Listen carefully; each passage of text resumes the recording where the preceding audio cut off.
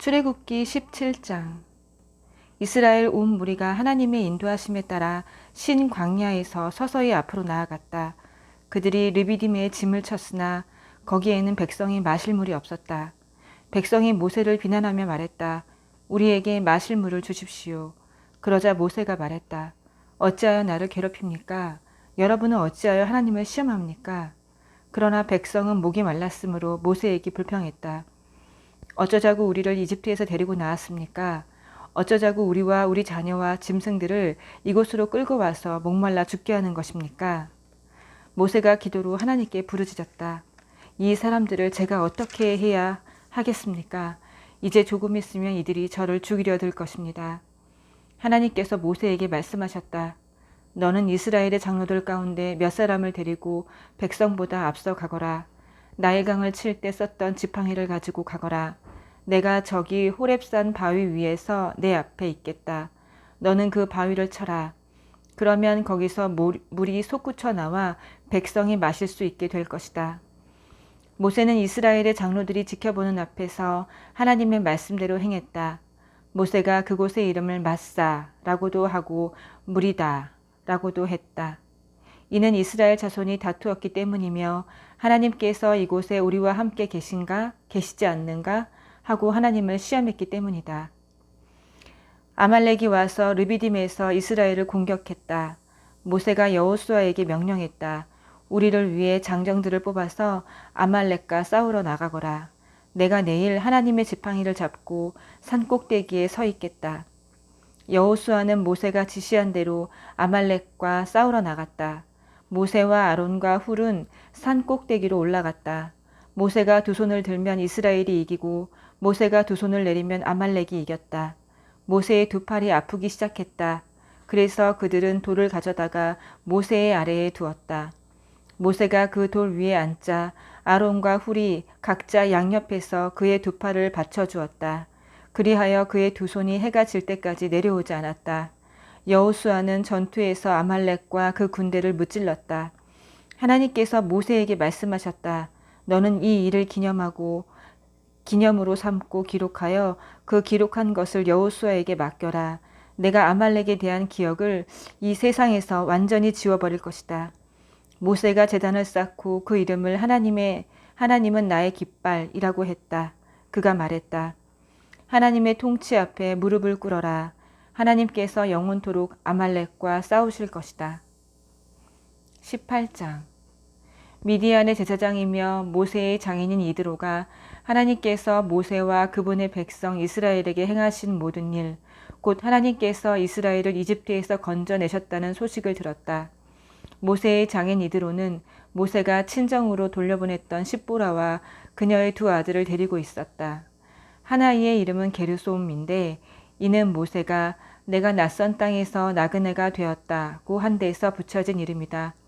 다른 아이의 이름은 엘리에셀인데 이는 모세가 내 아버지 하나님께서 나의 도움이 되셔서 바로의 살해 위협으로부터 나를 건져주셨다고 한 데서 붙여진 이름이다. 모세의 장인 이드로가 모세의 두 아들과 아내를 데리고 광야에 있는 모세에게 왔다. 모세는 하나님의 산에 진을 치고 있었다. 이드로는 앞서 모세에게 다음과 같은 전가를 보냈다. 자네의 장인인 내가 자네의 아내와 두 아들을 데리고 가고 있네. 모세가 장인을 맞으러 나가서 엎드려 절하고 그에게 입을 맞추었다. 그들은 서로 안부를 묻고 나서 함께 장막으로 들어갔다. 모세는 하나님께서 이스라엘을 도우셔서 바로와 이집트 사람들에게 행하신 모든 일과 오는 길에 겪은 온갖 고생과 하나님께서 그들을 어떻게 구원하셨는지를 장인에게 모두 들려주었다. 이드로는 하나님께서 이스라엘을 이집트 사람들의 압제에서 건져내시면서 이스라엘에게 행하신 온갖 선한 일을 듣고 기뻐하며 이렇게 말했다. 이스라엘을 이집트와 바로의 권력에서 구원하시고 자기 백성을 이집트의 압제에서 건져내신 하나님은 찬양을 받으소서. 하나님께서 다른 모든 신들보다 크시다는 것을 이제 내가 알았네. 그분께서 이스라엘에게 오만하게 굴던 모든 자들에게 이 같은 일을 행하셨으니 말일세. 모세의 장인 이드로가 번제물과 희생제물을 하나님께 바쳤다. 아론과 이스라엘의 장로들이 와서 모세의 장인과 함께 하나님 앞에서 음식을 먹었다.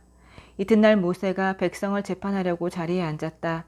백성은 아침부터 저녁까지 하루 종일 모세 앞에 줄지어 서 있었다. 모세의 장인은 그가 백성을 위해 하는 모든 일을 보고 말했다. 이게 무슨 일인가? 어찌하여 모든 사람을 아침부터 저녁까지 자네 앞에 세워두고 자네 혼자서 이 모든 일을 처리하는가? 모세가 장인에게 대답했다. 백성이 하나님에 관한 문제들을 가지고 저에게 오기 때문입니다. 그들은 무슨 일이 생길 때마다 저에게 옵니다. 저는 이웃 간의 문제를 재판하고 하나님의 법도와 규례를 그들에게 가르쳐 줍니다. 모세의 장인이 말했다. 그런 식으로 일하지 말게. 그러다가는 자네도 탈진하고 백성도 자네와 함께 탈진하고 말 걸세. 이 일은 너무 과중해서 자네 혼자서는 할 수 없네. 내 말을 들어보게. 자네가 이 일을 어떻게 처리해야 하는지 내가 알려주겠네. 하나님께서 이 일에 자네와 함께 하실 걸세. 자네는 백성을 위해 하나님 앞에 나아가되 중요한 문제를 하나님께 내어드리게. 자네가 할 일은 그들에게 법도와 규례를 가르쳐서 그들이 어떻게 살고 무엇을 해야 하는지 보여주는 것일세. 그런 다음에 유능한 사람들, 곧 하나님을 경외하고 참되며 청렴한 사람들을 눈여겨보았다가 그들을 1000명, 100명, 50명, 10명으로 조직된 사람들의 지도자로 세우게. 백성 사이의 문제를 재판하는 일상적인 일은 그들이 책임지도록 맡기게. 판결하기 어려운 사안은 자네에게 가져오게 하되 일상적인 소송은 그들이 재판하도록 하게. 그들이 자네의 짐을 나누어 지면 자네의 일이 훨씬 가벼워질 것세. 자네가 이렇게 일을 처리하면 자네는 하나님께서 명령하시는 것은 무엇이든 수행할 능력을 갖추게 될 테고 백성도 각자 자기 자리에서 번성할 것이네. 모세가 장인의 조언을 듣고 그가 말한 대로 모든 일을 처리했다. 모세는 온 이스라엘에서 능력 있는 사람들을 뽑아 그들을 1000명, 100명, 50명, 10명으로 조직된 사람들의 지도자로 세웠다. 그들은 백성 사이의 문제를 재판하는 일상적인 일을 맡았다. 그들은 자신들이 판결하기 어려운 사안은 모세에게 가져왔고 일상적인 문제는 자신들이 재판했다. 얼마 후에 모세는 장인을 떠나보냈다. 모세의 장인은 자기 고향으로 돌아갔다. 19장 이집트를 떠난 지 3달이 지난 뒤에 이스라엘 자손은 신의 광야로 들어갔다. 그들은 르비딤을 떠나 신의 광야에 이르렀다. 이스라엘은 그곳 산 앞에 진을 쳤다. 모세가 하나님을 뵈러 올라가자 하나님께서 산에서 그를 불러 말씀하셨다. 너는 야곱의 집에 말하고 이스라엘 백성에게 전하여라. 너희는 내가 이집트 사람들에게 한 일을 보았고 내가 어떻게 너희를 독수리 날개에 태워 내게 데려왔는지도 보았다. 너희가 내 말을 순종하는 마음으로 듣고 내 언약을 지키면 너희는 모든 민족 가운데서 나의 특별한 보배가 될 것이다. 온 세상이 나의 것이지만 너희는 내가 특별히 선택한 민족이다. 너희는 제사장 나라 거룩한 민족이다. 너는 이 말을 이스라엘 백성에게 꼭 전하여라. 모세가 돌아와서 이스라엘의 장로들을 불러 모으고 하나님께서 그에게 명령하신 모든 말씀을 그들 앞에 전했다. 백성이 한 목소리로 이렇게 응답했다. 하나님께서 말씀하시는 모든 것을 우리가 다 행하겠습니다. 모세는 백성이 한 말을 하나님께 전했다. 하나님께서 모세에게 말씀하셨다. 준비하여라. 내가 짙은 구름 속에서 내게 나타나겠다. 그러면 내가 너와 이야기하는 것을 백성이 듣고 너를 온전히 신뢰하게 될 것이다. 모세가 백성이 한 말을 다시 한번 하나님께 전했다. 하나님께서 모세에게 말씀하셨다. 너는 백성에게 가서 거룩한 하나님을 뵐 수 있도록 앞으로 이틀 동안 그들을 준비시켜라. 그들에게 옷을 깨끗이 빨게 하여 셋째 날에는 준비를 다 마치게 하여라. 이는 셋째 날에 하나님이 시내산에 내려가서 온 백성 앞에 나의 존재를 알릴 것이기 때문이다. 너는 백성을 위해 산 모든 주위에 경계선을 정하고 이렇게 일러주어라. 경고한다. 산에 오르지 마라. 산에 한 발짝도 들여놓지 마라. 누구든지 산에 접근하는 자는 반드시 죽음을 면치 못할 것이다. 이 명령을 어긴 그 자에게 아무도 손대지 말고 돌로 쳐서 죽여야 한다. 아니면 화살을 쏘아 죽여야 한다.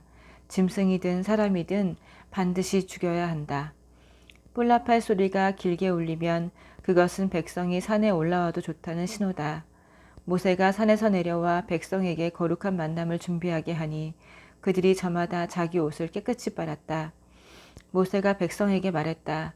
셋째 날을 준비하고 여자와 잠자리를 같이 하지 마십시오. 셋째 날 새벽녘에 천둥 소리가 크게 울리고 번개가 치고 짙은 구름이 산을 뒤덮었다. 귀청을 찢는 듯한 나팔 소리가 울려 퍼졌다. 지난해 있던 모든 백성이 두려워 떨었다. 모세는 백성이 하나님을 만날 수 있도록 그들을 이끌고 진 밖으로 나왔다. 그들은 긴장하며 산기슭에 섰다. 하나님께서 불 가운데 그곳으로 내려오시니 시내산의 연기가 자욱했다. 마치 용광로에서 나오는 것처럼 연기가 뿜어져 나왔다. 산 전체가 크게 흔들리며 진동했다. 나팔 소리가 점점 크게 울려 퍼졌다.